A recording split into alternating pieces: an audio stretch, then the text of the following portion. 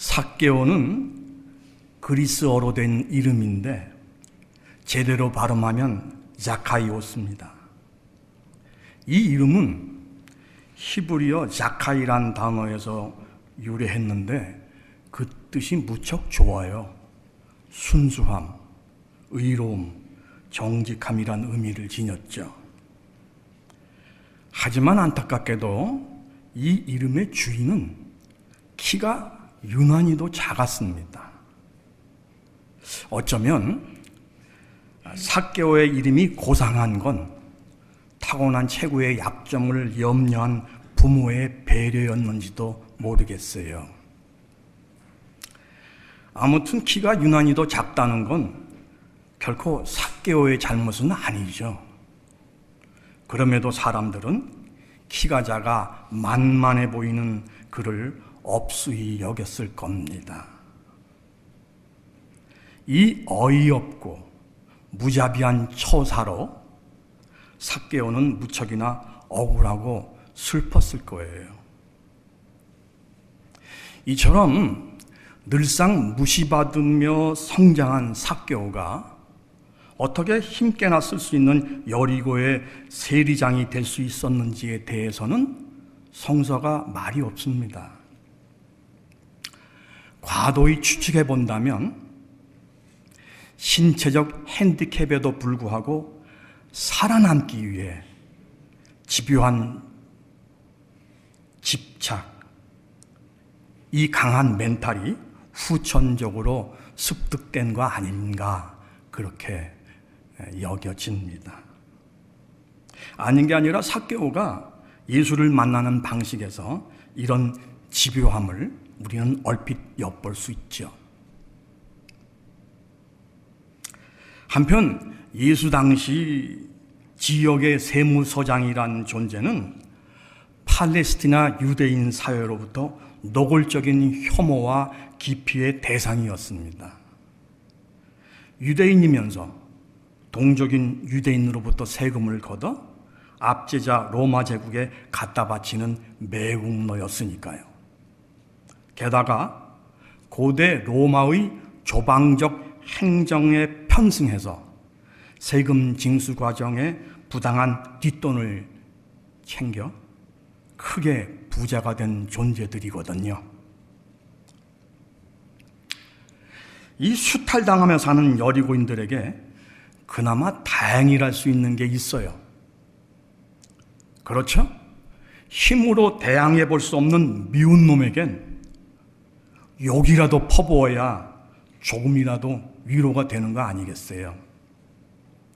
이 경우 흉을 볼 수 있는 빌미, 그러니까 꼬집을 거리가 있는 건 중요합니다. 앞에서 이미 살펴본 것처럼 삭개오에게는 트집 잡을 거리가 많았죠.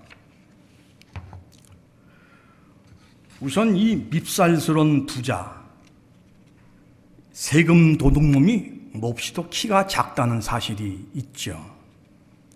둘째로 이런 놈이 꼴에 순수 정직이라는 뜻을 가진 이름을 갖고 있다는 사실이죠. 이 경우 사람들이 삭개오라고 그 이름을 부르면 이것 자체가 욕이 되죠. 빌어먹을 개코도 정직하지 않은 놈이 이름이 정직이래. 마지막으로 외세의 빌부터 치부하는 매국노라는 사실이 있습니다. 여리고 사람들은 삭개오를 혐오 비판하는 자신들의 행위를 민족적 정의라는 이름으로 정당화할 수 있다고 생각했을 거예요. 그런데 그렇죠? 이런 방식으로 여리고 사람들이 삭개오를 멸시하면 삭개오도 자기 나름으로 대응을 했을 거예요. 어떻게? 무자비하게 세금을 걷는 거죠. 상처 입은 자가 동시에 상처를 입히는 가해자로 변하는 건 다반사예요. 아무튼 이런 대응을 통해 삭개오는 점점 부자가 되었죠. 우리 모두가 잘 알듯 재물에는 권력이 작동하죠. 재물을 가진 자로부터 무언가를 얻으려고 하는 자는 속마음이 없어도 그 앞에서 굽신거리는 경우가 일반적입니다. 상대의 굽신거림이 상대가 굽히고 들어오는 게 진심이 아닌 빤한 술수라는 걸 삭개오 또한 모를 리가 없겠죠. 따라서 이런 상대를 마주할 때마다 삭개오는 속으로 비웃었을 것입니다. 배알도 없는 주체에 나를 업수히 여겨? 이렇게 재물은 삭개오의 상처난 자존을 보상해주는 근거였어요. 재물은 삭개오의 모든 것이었습니다. 그러나 이 역시 비극이기는 마찬가지예요. 삭개오의 존재가 재물로 치환되는 존재의 사물화, 곧 소외를 뜻하거든요. 어쨌든 멸시와 조롱에 항시 노출되면서 이를 재물로 복수하는 자신의 처세가 결코 행복하지 않다는 사실을 삭개오 본인도 잘 알고 있었을 겁니다. 이렇듯 존재 부재의 허전함에 시달리는 삭개오에게 어느 날 소문이 들려왔어요.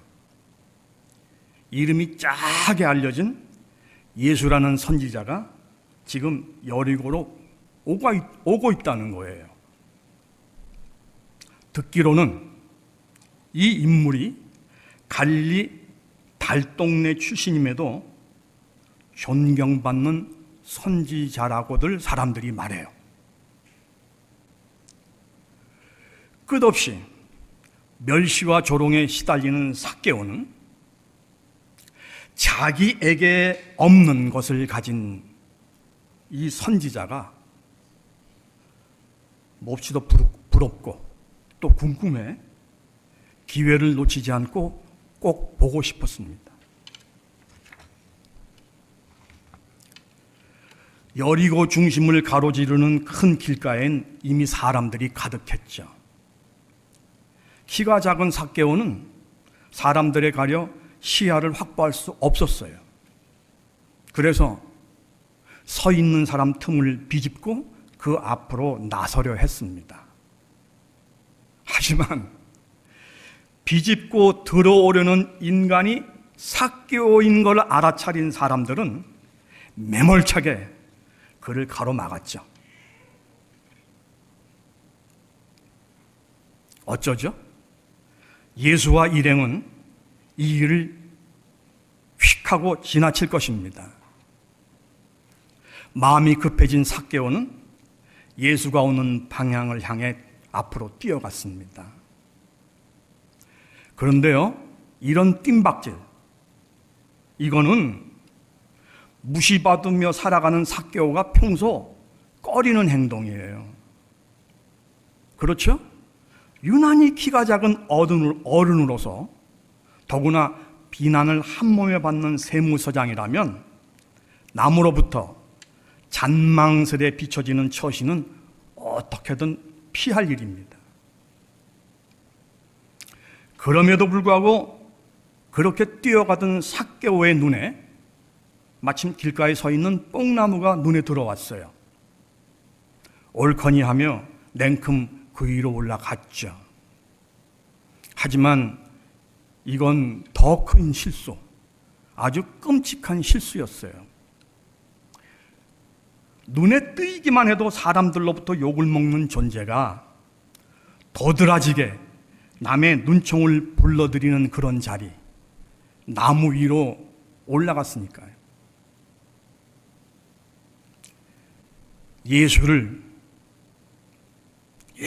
보겠다는 일념이 삭개오로 하여금 이 사실을 깜빡하게 만들었습니다.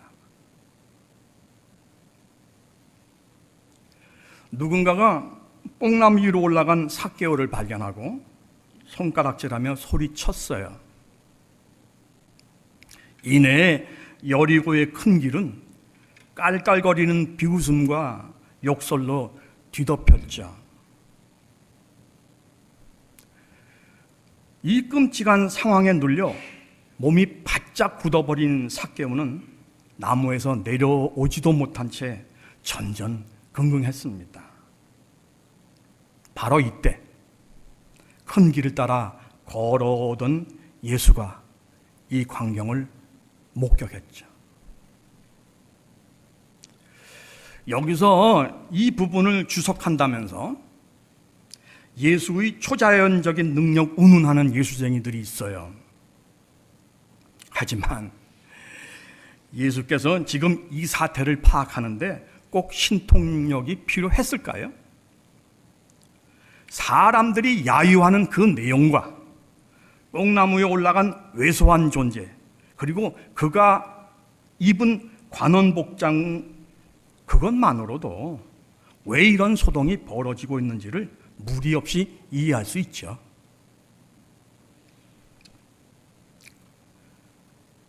예수가 사람들의 환호를 즐기는 그런 입장이라면 이 소동은 유쾌하지 않을 일입니다. 예수를 향해 환호하는 사람들의 시선을 딴 곳으로 빼앗겼으니까요. 시선을 예수에게로 되돌리려면 자연스레 보이는 방법이 있죠. 그런 거 우리 많이 합니다. 삭개오를 향해 여리고 사람들이 사회적 공분을 폭발시킬 때 예수가 거기에 편승하면 돼요. 그러면 사회 정의를 중시하는 선지자라는 그런 프로필까지도 강화할 수 있죠. 하지만 예수는 그리하지 않고 전혀 의외의 태도를 취했습니다. 삭개오가 올라가 있는 뽕나무로 다가가 그를 쳐다보며 말했어요. 삭개오,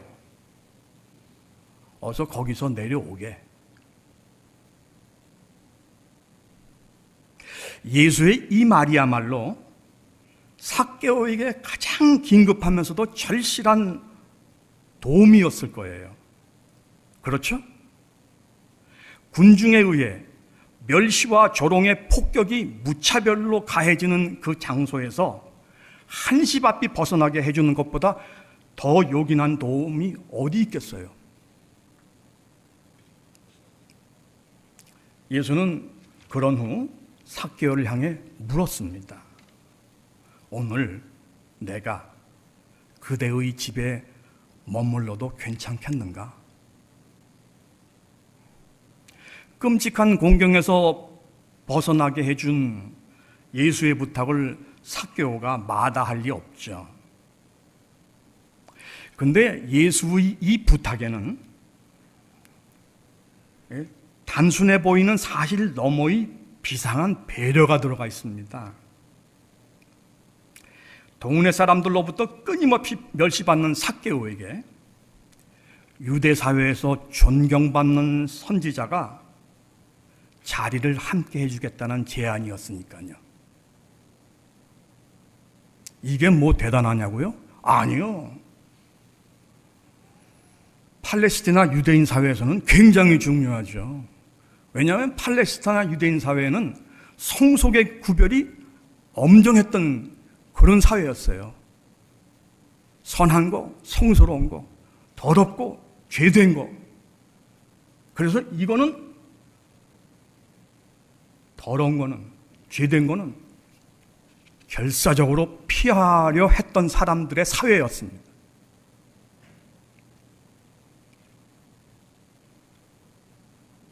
그러니까 예수의 배려는 뭐죠?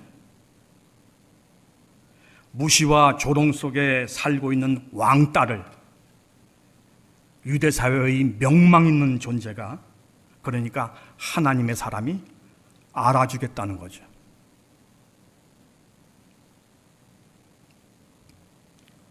사실 누가복음 19장 1절을 보면요, 예수의 일행은 여리고에 머물지 않고 그냥 지나칠 예정이었던 것 같습니다. 이런 점에서 예수의 부탁은 곤고에 처한 삭개오를 자기들의 일정까지 변경해 가면서 보듬어 주겠다는 의지의 표명이었죠. 뿐만 아니라 이 제안은 예수에게 불리한 결과를 초래할 것이 뻔함에도 감행하는 자기 부인의 희생적 결의였어요. 앞서도 말씀드렸지만 유대 사회에서 성속의 율법적 부분은 선지자라도 쉽게 비켜갈 수 없는 거였거든요. 아닌 게 아니라 예수는 곧바로 사람들의 입방아에 올랐습니다. 그러네.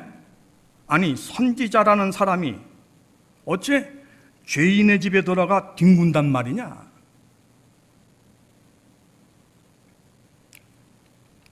한편 여리고 사람들이 이런 비아냥을 늘어놓고 있는 동안, 동네가 시끄러운 동안 예수를 모셔드린 삭개오의 집에서는 놀라운 일이 벌어지고 있었습니다.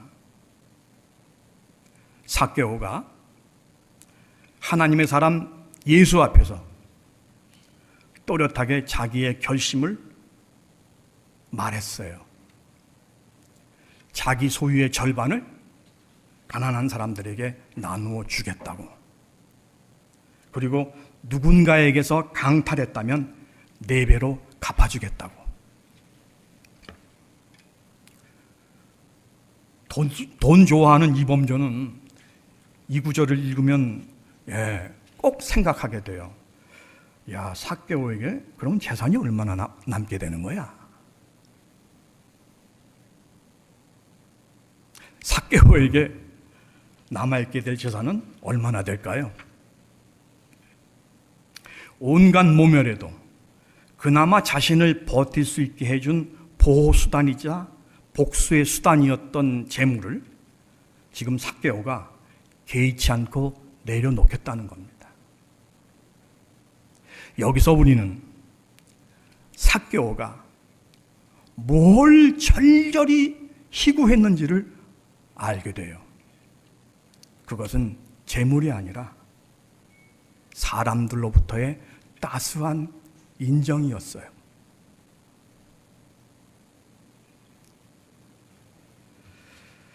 그렇죠? 내가 마주한 너에게서 무엇을 보느냐가 중요합니다. 사람들은 삭개오에게서 유난히 작은 키, 매국노, 도둑놈, 부자를 보았죠. 그들은 사회적 불의를 꾸짖는 정의감에 입각해 이를 문제거리로 삼았습니다. 물론 예수도 삭개오에게서 뒤틀려 있는 처신의 문제를 보았을 거예요.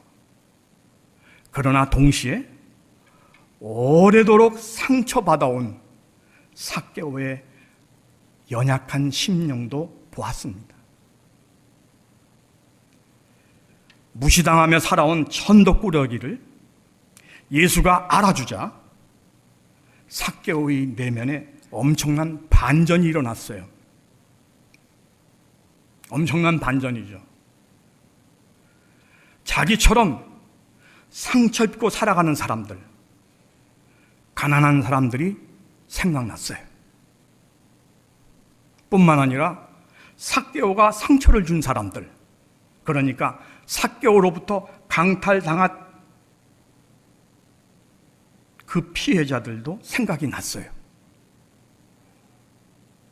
무슨 말이에요? 나는 여태껏 피해자라는 의식만 갖고 있었는데 알고 보니까 나는 가해자이기도 했네.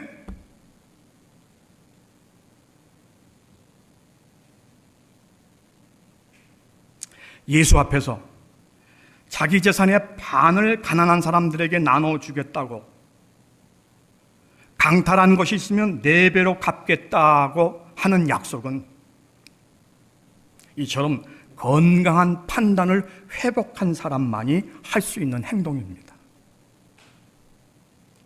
이렇게 해서 삭개오는 거듭났으며 구원받았고 아브라함의 자손이라는 큰 얼개의 가족의 일원이 됐죠. 큰 가족의 일원으로 자격을 회복했습니다. 여러분, 이처럼 누군가를 알아준다는 것은, 특히 멸시당하는 사람을 알아준다는 것은 하나님 사건, 구원의 사건을 촉발합니다. 주지하듯 사회적 동물인 인간은 무리를 떠나서는 삶을 유지할 수가 없죠. 사회적 동물인 인간은 무리를 벗어나면 삶을 유지할 수가 없습니다. 그러나 나라는 존재가 무시된 채 무리에 포섭되어도 살아갈 수 없기는 마찬가지예요. 이렇게 되면 이 무리라는 환경은 지옥이죠.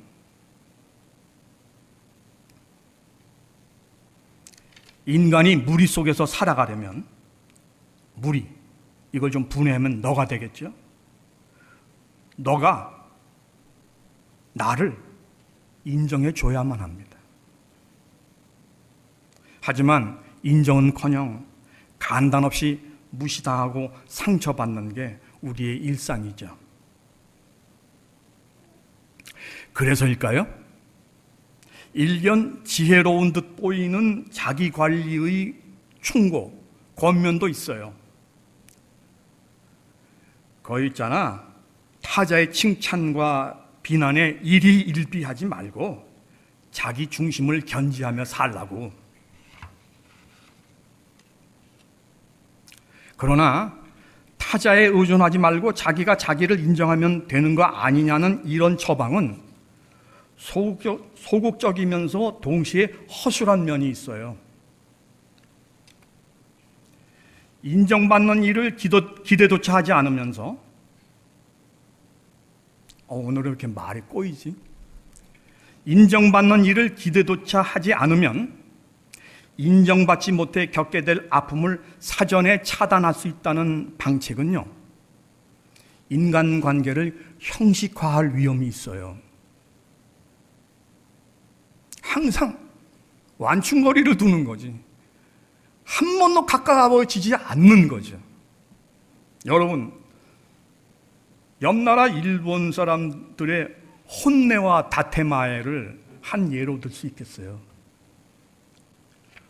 평소에는 엄청 질서정연하고, 그죠?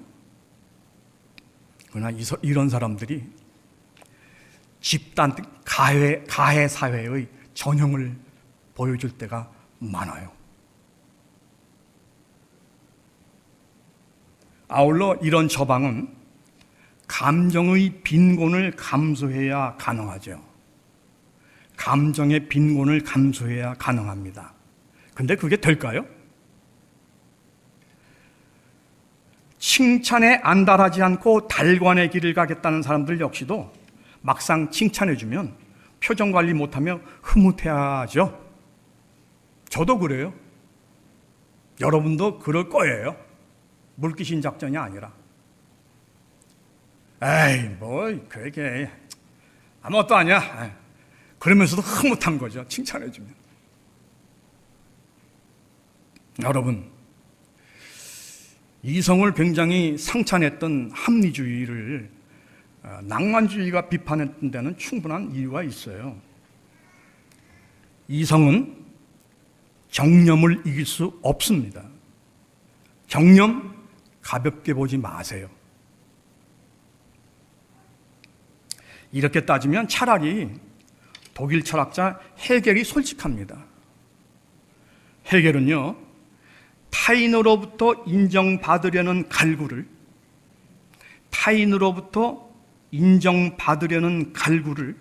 본능으로 봤어요. 사람을 알아주는 일은 윤리 이전에 고려해야 할 생존의 문제라는 거죠. 그렇지 않아도 사람들 사이에서 끊임없는 인정투쟁이 벌어지고 있습니다.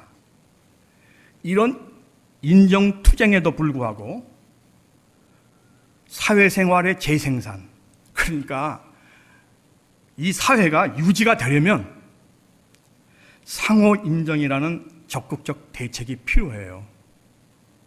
이거 없이는 사회 굴러가지 않습니다. 우리가 잘 알고 있듯 인정의 대척점에 모욕이나 모멸이 있죠. 인정은 긍정적인 자아 정체성을 형성시키지만 반면 멸시는 개인의 주체성에 엄청난 심리적 훼손을 가해요. 인정은 개인의 삶을 윤택하게 만들지만 무시와 모멸은 개인을 사회적 사망에 이르게 할 수 있어요. 사회적 사망. 타인이 나를 멸시할 때 그 멸시로 인해서 내가 나를 멸시하도록 만들 수 있기 때문이에요. 그런 처지에 놓인 인간은요,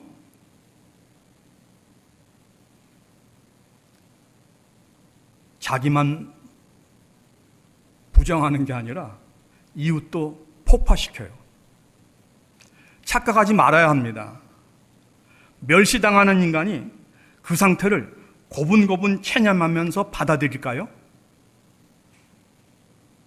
우리가 안일하게 생각하며 살아가는 어느 날 멸시 속에 살아가던 누군가가 갑자기 이웃과 함께 자기를 폭파시키며 고통스러운 상황을 황당하게 끝내는 거 여러분들 보셨을 거예요. 예. 지속적으로 무시당한 사람은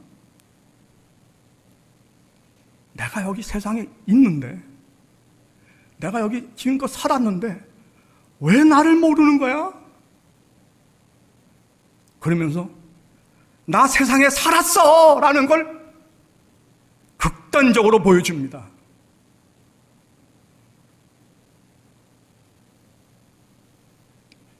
그러므로 내가 안전하려면 너를 부지런히 알아줘야 합니다. 아니, 좀 더 리얼하게 말하면 이웃이 나를 알아주기를 바라는 그만큼 나도 이웃을 알아줘야만 돼요.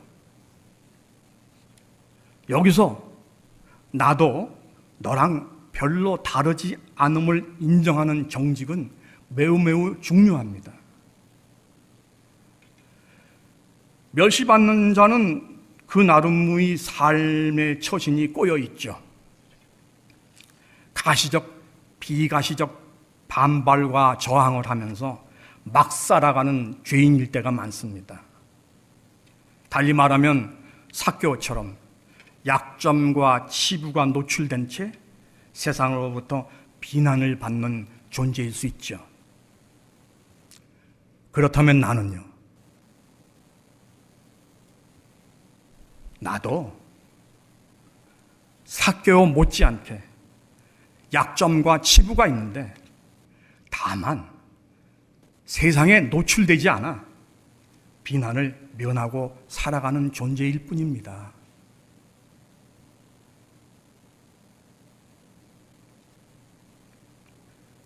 아니라고요? 아니요. 우리가 잘 알고 있어요. 나도 이걸 알고 있기에 하나님 앞에서 죄인임을 인정하고 고백했잖아요. 하나님 앞에서는 삭개오도 나도 또 그 누구도 다 진상입니다. 그런데 이런 나를 하나님은 세상과 다르게 대해 주시죠. 나의 혐오스러운 모습에도 불구하고 나의 이 꼴불견, 내가 봐도 받아들일 수 없는 이 추악함을 하나님은 그게 너의 전부는 아니야 라고 말해 주시는 거예요.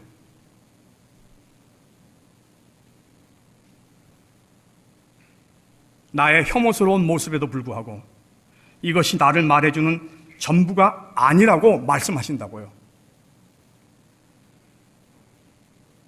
불쾌, 불결함이 있어 이로부터 한사코 벗어나려고 하지만 뜻대로 되지가 않아 고통하며 절규하는 내 안에 상처받은 심령을 하나님은 보고 계시는 겁니다. 진상을 알아주려고 하면 나도 너와 다를 바 없다는 정직이 먼저 필요해요. 여기에 더해 하나님의 눈으로 너를 보고 또 나를 봐야 합니다. 우리의 추악함을 넘어 우리 존재 자체를 사랑하시는 하나님의 눈으로. 이런 사실을 명심하지 않으면 너라는 진상을 알아주고 난 후에 발생하게 되는 후폭풍에 어찌할 바를 모르게 돼요. 대부분의 평범한 진상들은 알아주면 고마워하며 자기를 회복합니다. 근데 이상한 진상, 유난한 진상들도 있어요. 오랜 동안 멸시 속에 살아오면서 삶이 험악하게 무너진 사람들은 한 번 알아준다고 회복되지 않아요. 이런 인간들은 자기를 알아준 사람들을 계속 찾아와 도움을 요청하고 괴롭히죠. 노숙자 선교해 보신 분들이 이 자리에도 여러분 계신데 잘 아실 거예요. 심지어 자기를 알아준 사람들을 향해 불평과 원망, 폭력도 행사합니다. 알아준다는 거 이거 결코 쉬운 일이 아니에요. 이러한 사실을 달리 표현하면, 다르게 말하면 이렇게도 표현할 수 있겠어요. 하나님께서도 나를 알아주노라 정말 고생 많이 하실 것이다.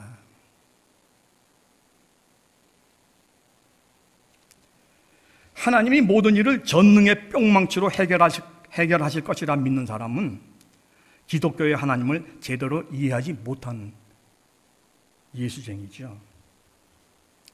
하나님은 아무 어려움 없이 모든 걸 다 해결할 수 있다는 전제를 멋대로 하나님에게 붙여놓은 후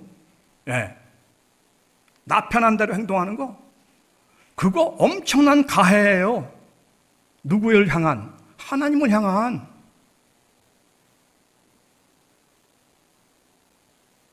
하나님께 의지하라. 이유가 있죠. 근데 생각 없이 계속 그렇게 내 할 일을 안 하고 계속 그렇게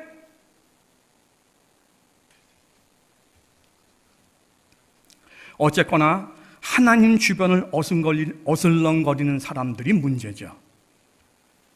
여리고 주민들도 예외 없이 유대교 신자였을 것입니다. 그러니까 하나님을 믿는 사람들이었겠죠.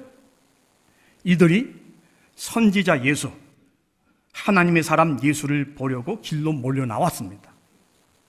우리의 신앙 고백이 맞다면 그 현장은 하나님의 사람, 그러니까 하나님과 삭개오와 하나님을 믿는 여리고 주민이 함께한 시공간이었어요.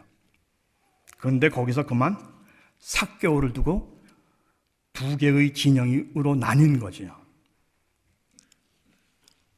성과 속을 구별하는 율법의 근거에 삭개오와 예수를 비판하는 여리고 사람들이 한쪽에, 그리고 다른 한쪽에는 비난에도 불구하고 삭개오를 품는 하나님의 진영으로. 이 진영 대립으로부터 우리가 명심해야 될 가르침이 있습니다. 무슨 가르침이죠? 하나님의 생각은 우리의 생각과 다르다. 성경에 있죠. 나는 너와 생각이 다르니. 우리는 계시를 굉장히 많이 말해요. 뭐 이런 것도 저런 것도 다 계시라 그래요. 근데요, 이 계시를 좀 더 근본적으로 그 계시 너머를 보면, 그러니까 그 계시의 본질을 들여다보면 계시의 내용은 하나예요. 하나님의 생각은 우리와 다르다.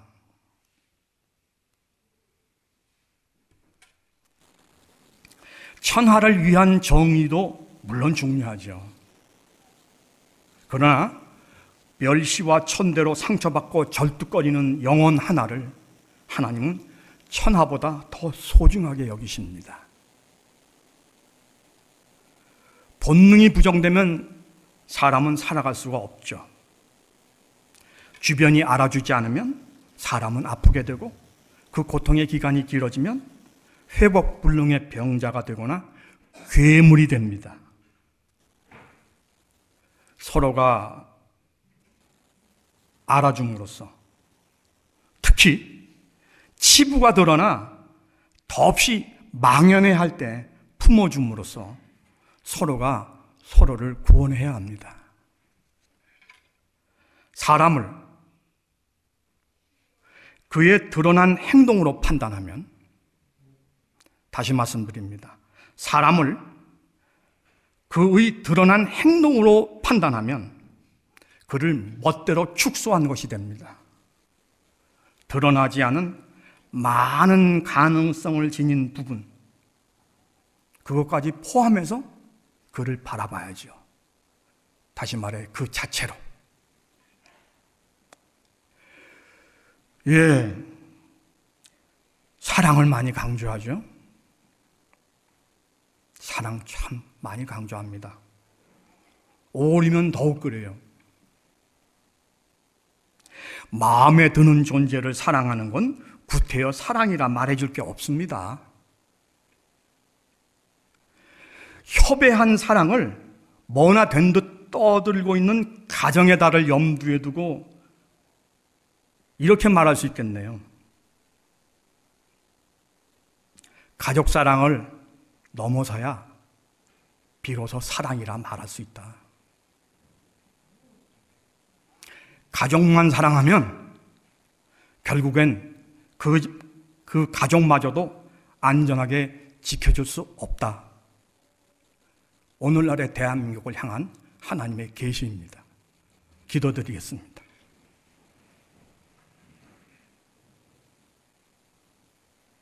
하나님,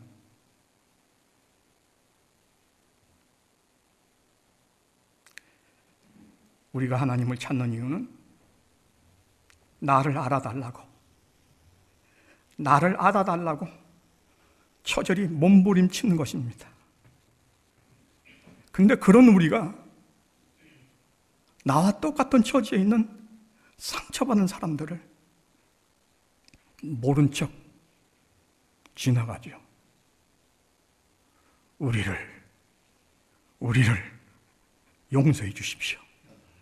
우리 주님 예수 그리스도 이름 받들어 아버지 하나님께 기도드립니다. 아멘.